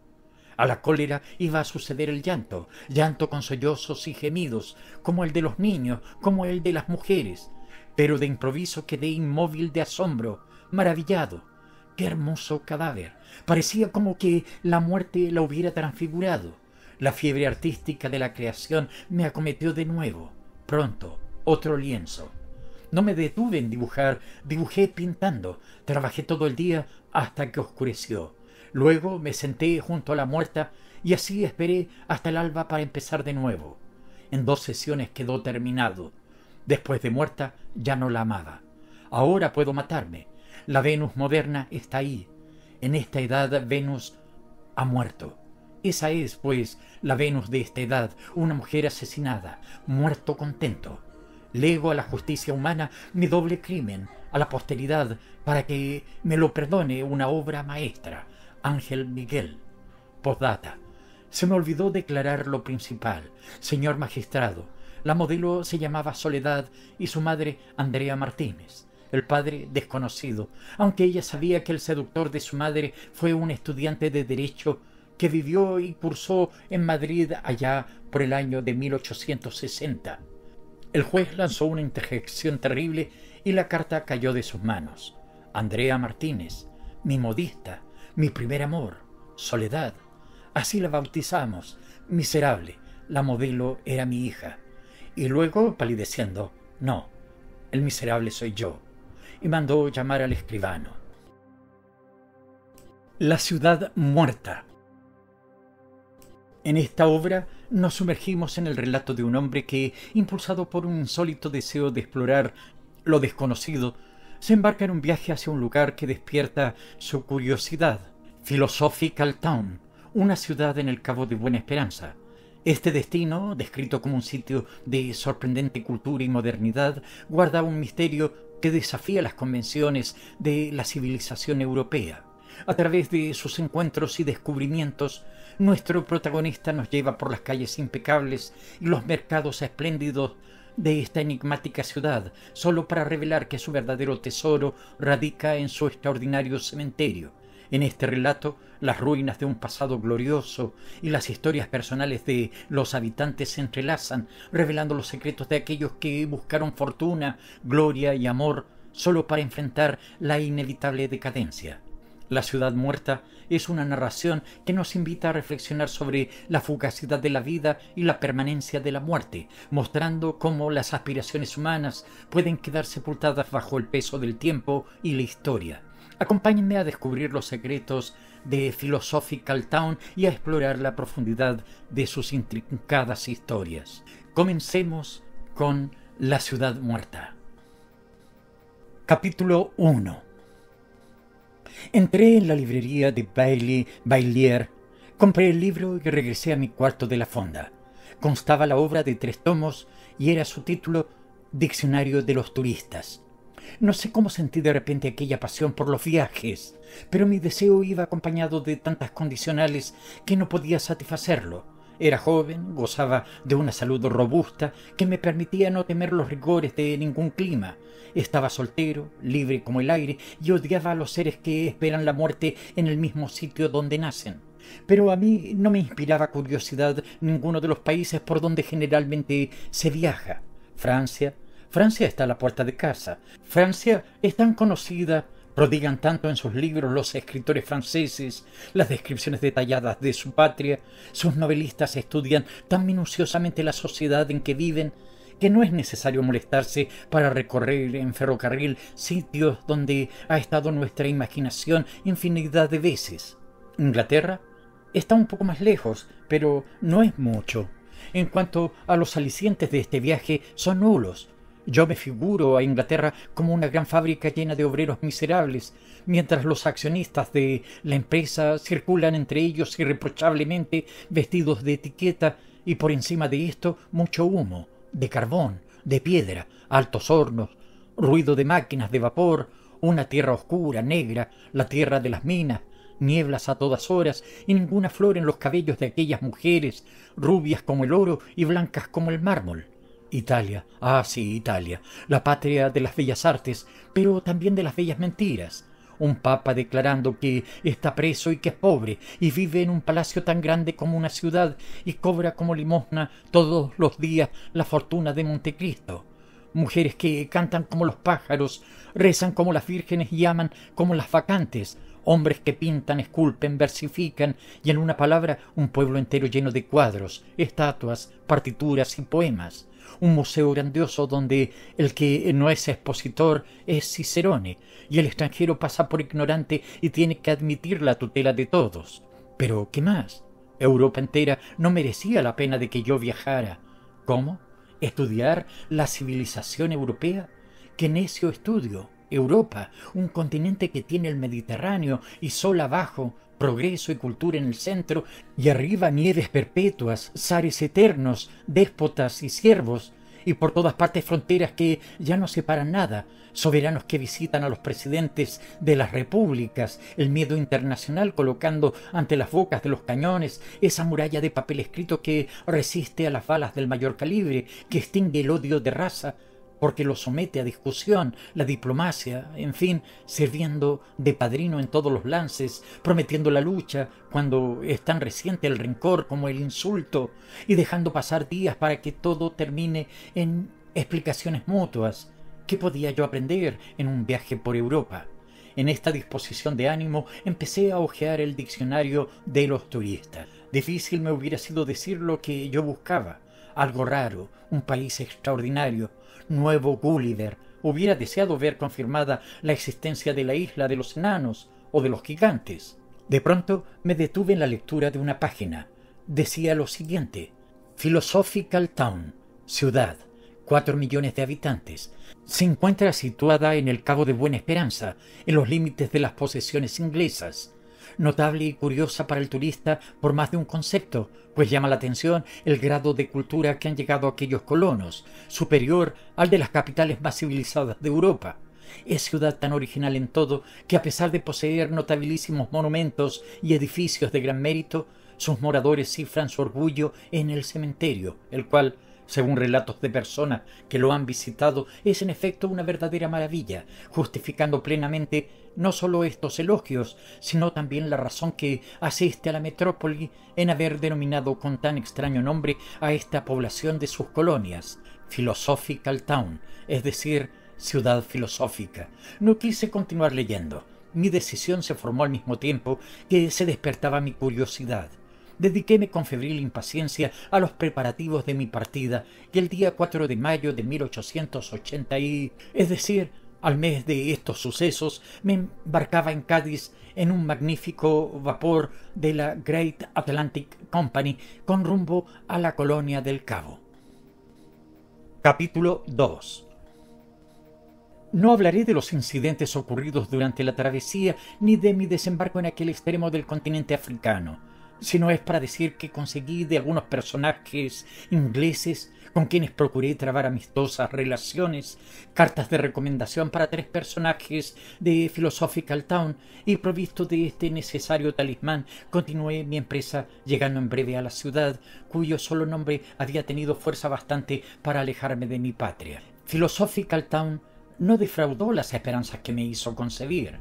Era una capital sorprendente, maravillosa, sus calles anchas, rectas, regulares, sus edificios de reciente construcción, en la que sólo entraba como material el hierro y el ladrillo, sus plazas convertidas en preciosos jardines, sus mercados limpios, en que los puestos de vendedores podían pasar por artísticas instalaciones de una exposición general de productos, sus lujosísimas tiendas y suntuosos bazares, todo sorprendía agradablemente encontrado allí, en aquel extremo de África, a corto trecho de países completamente salvajes, de territorios inhabitados, pudiéndose decir que desde las torres de la ciudad estaba al alcance de las miradas el desierto por donde cruzan las caravanas, y al de los oídos el rugido de los leones, el grito de guerra de las tribus y el ensordecedor estruendo con que el Simón se enseñorea de aquella virgen naturaleza. Los 3 individuos para quienes estaban escritas las cartas que me recomendaban merecerían a disponer yo de mayor espacio y de mejor talento, capítulo aparte en que se tratara sólo de narrar lo que en ellos constituía tipo especial humano, digno de ser estudiado y descrito por la pluma de Dickens, el mejor de los novelistas ingleses. Figuraos, no 3 hombres, sino 3 experiencias, 3 desengaños, 3 desenlaces y fines de 3 pasiones distintas, viviendo después de muerta la pasión, complaciéndose en recordarla y burlándose de este recuerdo. El uno tuvo su anhelo en la fortuna, acumuló riquezas, explotó el negocio, pasó la juventud en lucha titánica con los números, y allí donde el destino le presentaba una operación de resta, oponía el otro de suma, saliendo vencedor siempre de aquella batalla entre los 2 ejércitos del libro de caja, en que reñían con igual denuedo las columnas del debe contra las del haber. Un día el primero, menos valiente pero más estratégico, venció al segundo con la fuerza numérica y el banquero tuvo que declarar su bancarrota. El otro amó la gloria, fue periodista, diputado, orador elocuente, jefe de partido, ministro de la corona. Para llegar hasta la altura gastó su patrimonio, su salud, su vida. Para caer bastó la ingratitud de un soberano, la traición de los que él había encumbrado, la calumnia de un libelo, una nube de la que surgió el rayo, un terremoto que movió la tierra y el pedestal carbonizado primero. Falto de equilibrio después, vino al suelo y con él la estatua que admiraban las muchedumbres. El tercero, por fin, cifró su existencia en el amor y éste no me contó su historia, ni encontré persona que de ella estuviera enterada. La noche misma de mi llegada, mis 3 nuevos amigos, que eran amigos entre sí, presentáronme en el casino de Philosophical Town, donde todos los viernes se daban reuniones a que acudían las principales familias de la ciudad. Era viernes aquella noche y se celebraba por consiguiente el baile semanal de costumbre. «Ah», exclamó un socio al vernos entrar, «aquí tenemos el gabinete negro. No faltará crónica esta noche». «¿El gabinete negro?», pregunté con extrañeza. «El gabinete negro», me contestó el exministro, «¿no ignora usted que en casi todas las naciones europeas recibe este nombre la oficina central del jefe de policía? Allí se saben desde los secretos de Estado hasta los crímenes más vulgares». «¿Y ustedes tienen también un gabinete negro?», dije admirado. «Es este que usted ve», explicó enseñándome una habitación en que acabábamos de entrar. «Pero no hay que asustarse, aquí no se tratan asuntos graves. Es un gabinete negro solo temible bajo cierto aspecto. Es más bien un observatorio elegido por nosotros, un observatorio social. Cuádrale mejor este nombre. Desde aquí», y al decir esto hízome mirar hacia los inmediatos salones, «desde aquí vemos todo lo que sucede, llevamos el alza y baja de la crónica de la villa y como espectadores del combate no se nos escapa un solo movimiento, la más rápida mirada ni la más imperceptible sonrisa. Es la única distracción que nos queda. Somos restos de una generación que se fue y vemos reproducirse nuestros defectos y nuestras bellezas, los mismos vicios y las mismas virtudes en la generación que nos sucede. Es un estudio curioso, amigo mío. De manera, dije yo entonces, de manera que ustedes deben conocer historias muy interesantes. interesantes y extraordinarias. Ejemplo de ello, la de la marquesa de W. ¿Puedo saberla?, interrumpí con interés creciente. Sí, por cierto, y con su relato distraeremos el tiempo hasta la hora del buffet. Encendimos los cigarros y el exministro, mirando fijamente la ceniza que se formaba en el suyo, empezó en estos o parecidos términos. Inválidos de las pasiones humanas, complácenos como a los de la guerra la narración de las batallas a que asistimos en otro tiempo y el estudio de las que nuevamente se traban y para las cuales prescinden de nosotros los que nos siguen en el noble ejercicio de las armas. Es pues el caso que hace aproximadamente 2 años estábamos en la mayor desesperación los individuos de este gabinete negro.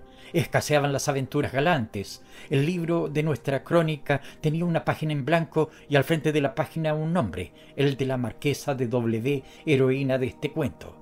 ¿Pero es cuento? Es sucedido. Escuche usted y no me interrumpa. La marquesa de W era una mujer adorablemente hermosa, joven, dotada de gran talento, reina de los salones y perfecta en todos sus gustos, excepto en uno que resultaba para nosotros incomprensible, absurdo. Aquella criatura estaba casada con un hombre de unos 45 años, teniendo ella 18 exactamente, y a pesar de la desproporción de edades, a pesar de verse objeto de constante asedio por parte de los infinitos adoradores, esclavos de su hermosura, todos ellos jóvenes discretos, elegantes, distinguidos, acostumbrados a vencer, provistos de las armas más eficaces para la seducción, a pesar de esto, y tal vez por esto mismo, la marquesa de W mostraba ser una virtud, una verdadera fortaleza inexpugnable, indiferente a las lisonjas, fría ante los ruegos, desdeñosa siempre, cobró fama su fidelidad conyugal. Gustaba del baile por el baile mismo, no llevándola a ningún otro objeto a las reuniones del casino. Era la primera en llegar y también la primera en retirarse. Presentábase del brazo de su marido tranquila y risueña, satisfecha, al parecer con el amor que éste le demostraba y que por cierto no era extremado. El marqués de W, antiguo diplomático, retirado de la Cancillería y de las Cortes por voluntad propia, al casarse con Emma, era un hombre reservado y serio como pocos.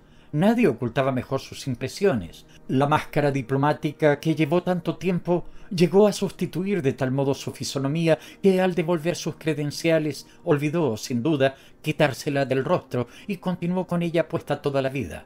No le incomodaba, no la sentía siquiera. El marqués de W acompañaba a su mujer hasta el sitio del salón que ésta elegía para sentarse, hecho lo cual encaminábase a las habitaciones de juego, de las que no salía hasta las 12 en punto de la noche, hora en que daba el brazo a Emma y ambos se retiraban. La pasión del marqués de W, si es que alguna vez tuvo, era el tresillo, pero perdiera o ganara, su rostro impasible no reflejaba emoción de ningún género. He dicho ya que en nuestra crónica estaba en blanco la página destinada a escribir alguna peripecia, aventura o lo que fuese relativa a este matrimonio.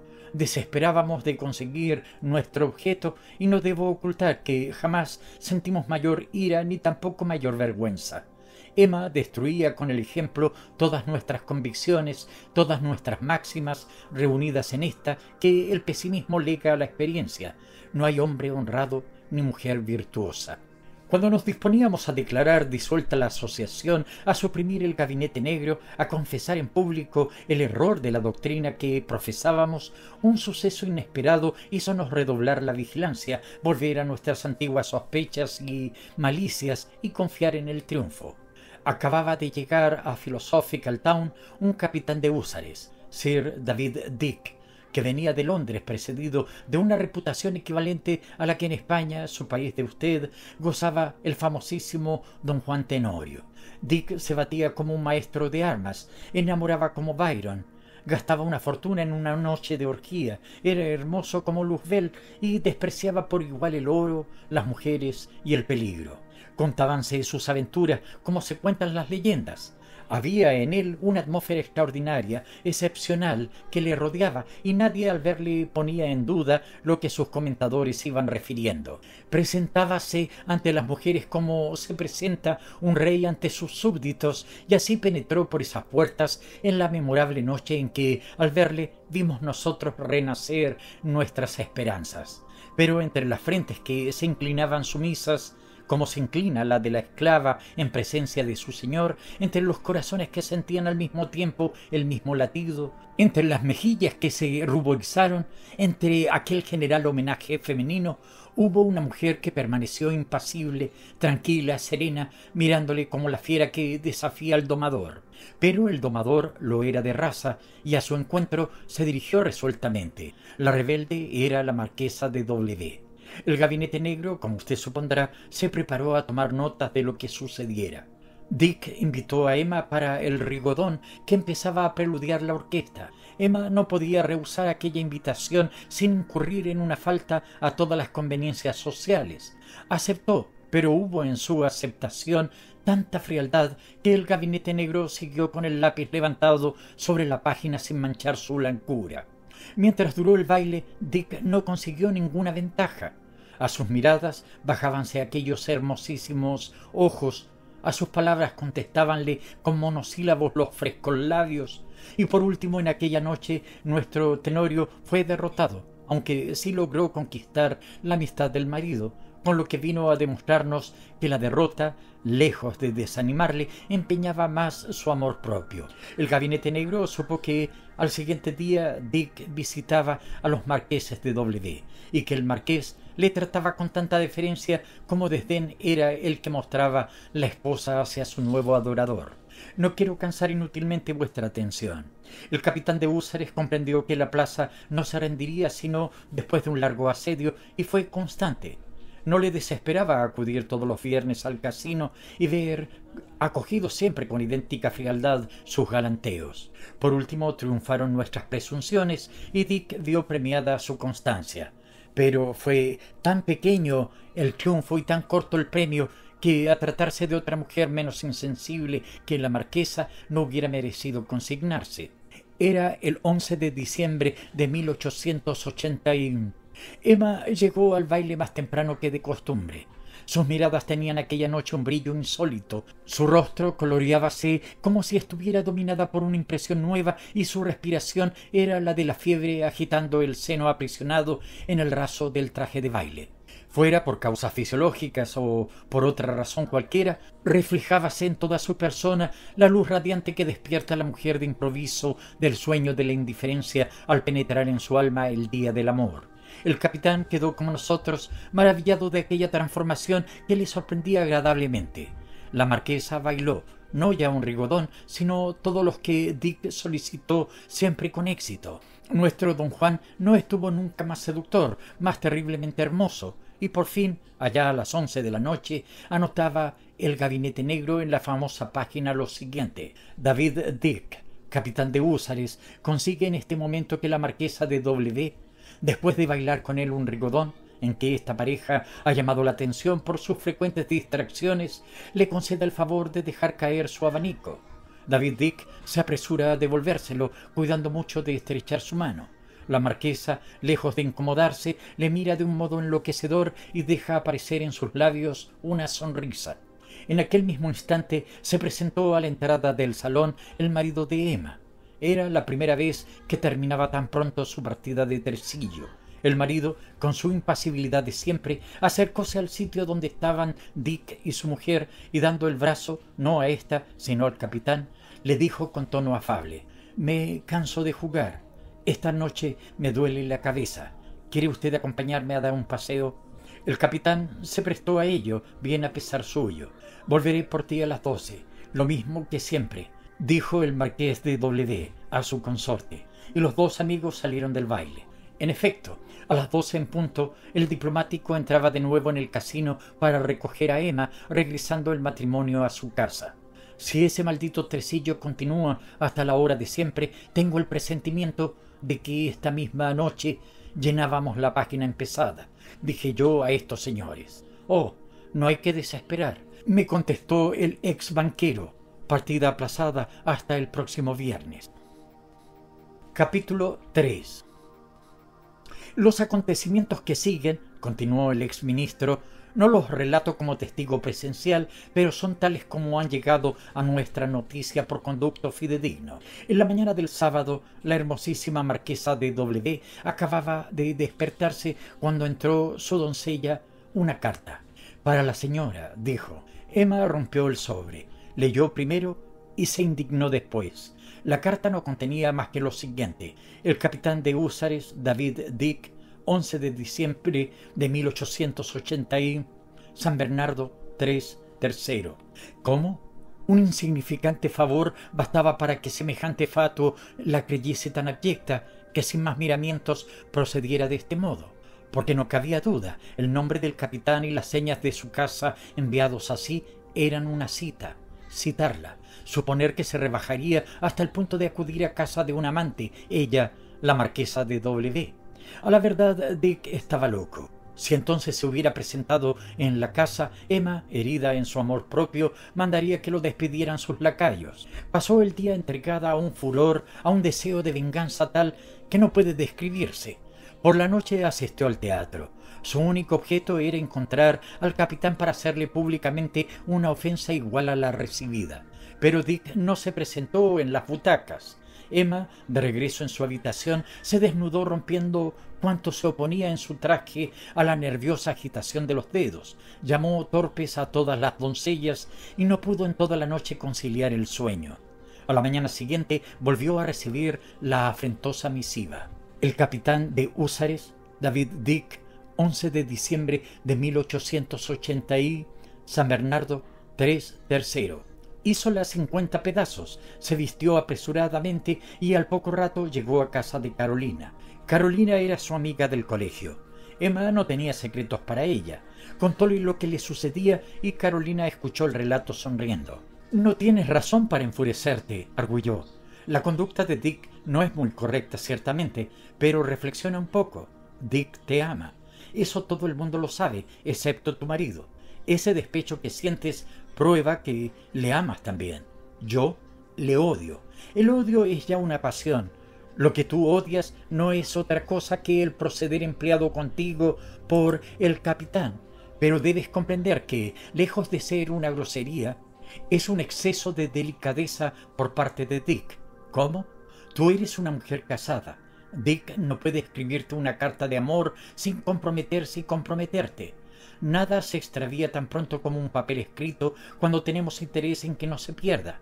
Ahora bien, la carta diaria de Dick no envuelve ningún peligro. Es una tarjeta, pero una tarjeta con la cual quiere que despiertes para que sea su nombre el primero que pronuncies, su letra la primera que leas. ¿Qué se prueba con todo esto? Que el capitán es hombre de ingenio sutil, que es un caballero y que te adora. Emma quedó pensativa. El razonamiento le pareció claro y que no admitía réplica. Pasó muchos días variando gradualmente de sentimientos y a ninguno de ellos dejó de recibir la misteriosa carta. El capitán de húsares, David Dick, 11 de diciembre de 1880, San Bernardo 3 tercero. Pero ya la recibía con júbilo, la esperaba con impaciencia, leyendo conmovida aquellos renglones trazados por la mano del hermoso y seductor don Juan. Estaba enamorada. Una tarde sintió tal deseo de ver a Dick, a quien desde la noche del baile del casino no volvió a encontrar en parte alguna, que se propuso acudir a la cita de su invisible amante. Cuando estaba vestida, se presentó en el gabinete el marqués de W. ¿Vas a salir? La marquesa dijo que pensaba hacer algunas compras. El marido, con exquisita amabilidad, se opuso a que saliera sola. Este contratiempo sirvió para que Emma se obstinara más en su idea, aplazando el proyecto concebido para la tarde siguiente. Pero a la tarde siguiente fue víctima de igual fracaso.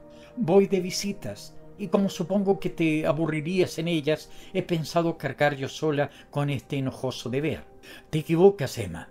Yo gusto de cumplir todos los deberes sociales, y tanto es así que, ignorando tu propósito, venía a recordarte que estamos en descubierto con casi todos nuestros amigos.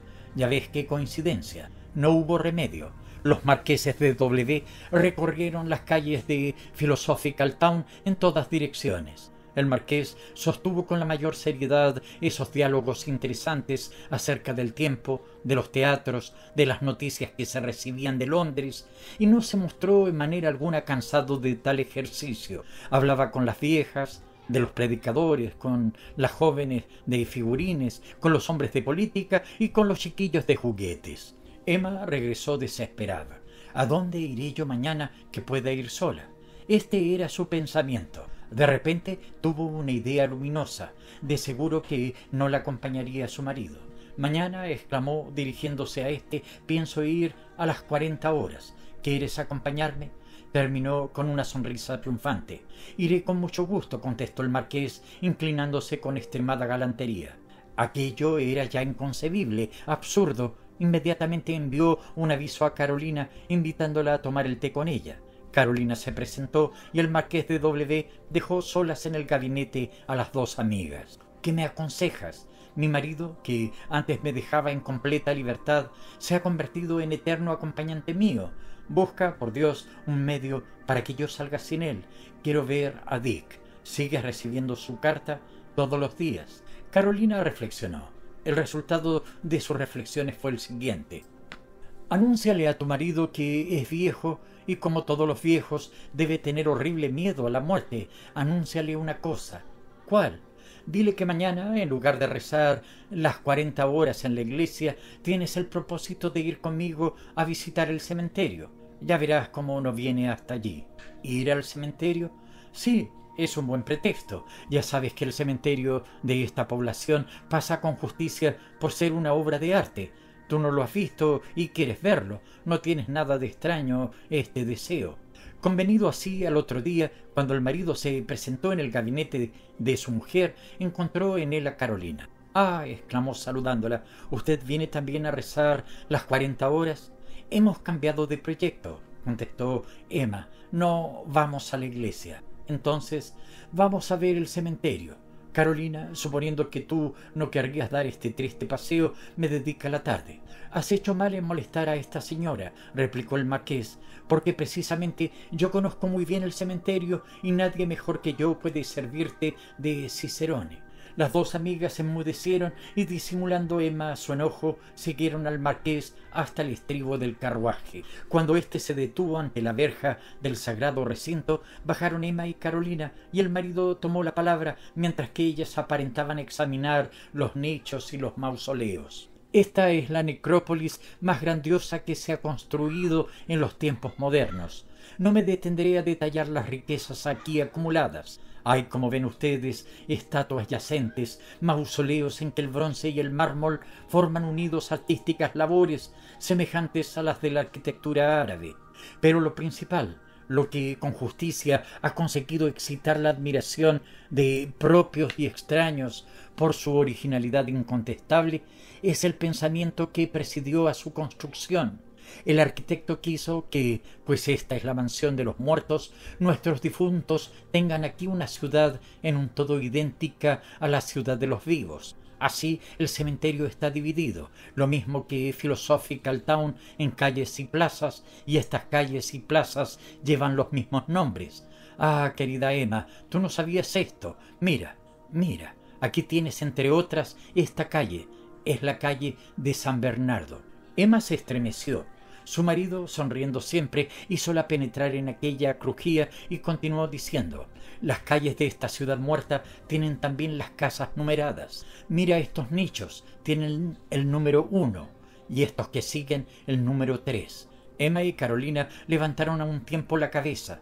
En el tercer nicho, número 3, de aquella fúnebre calle de San Bernardo, leyeron lo siguiente: «Aquí yace David Dick, capitán Squire, muerto de una estocada el viernes 11 de diciembre de 1880 y...». Costea esta lápida el marqués de W.